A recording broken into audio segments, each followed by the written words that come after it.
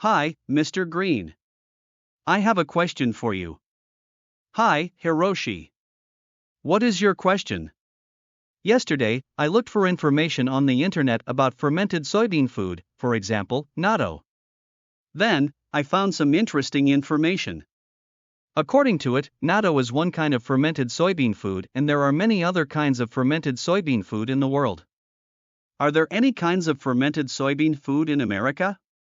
Well, natto is often sold in supermarkets in America, but I'm not sure that other kinds of fermented soybean food are sold there.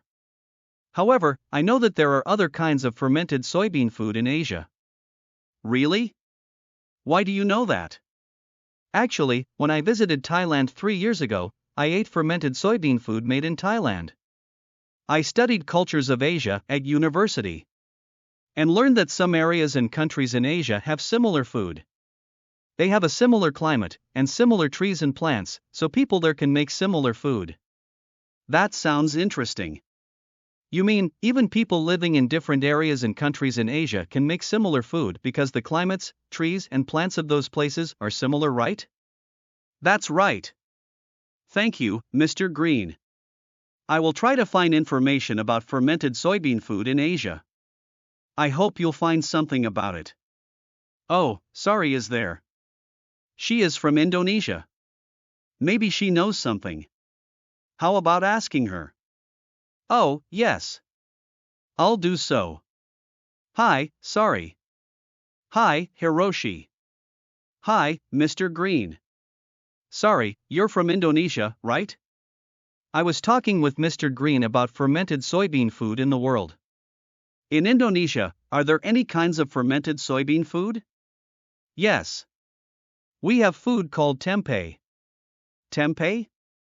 Does it look like natto? Well, tempeh and natto look very different. If I had a picture of tempeh now, I could show it to you. Oh, I've just found a picture on my tablet. Look at this. The food in this picture looks like cake. Is this tempeh? Yes, this is tempeh. Tempeh and natto look different, right? Tempeh isn't sticky. When I ate natto for the first time, I was surprised that natto was sticky. I'm surprised to know that tempeh isn't sticky. I can understand how you felt, sorry. I told Hiroshi that I ate fermented soybean food made in Thailand. And it wasn't sticky either. So, when I first ate natto, I was surprised like sorry because eating sticky food was a new experience for me. I see. It's interesting to know how other people feel when they eat natto. That's true. Is tempeh popular food in Indonesia? Yes. I think some people in Indonesia always have tempeh to cook at home and they eat it almost every day. How do they cook tempeh? We usually fry tempeh.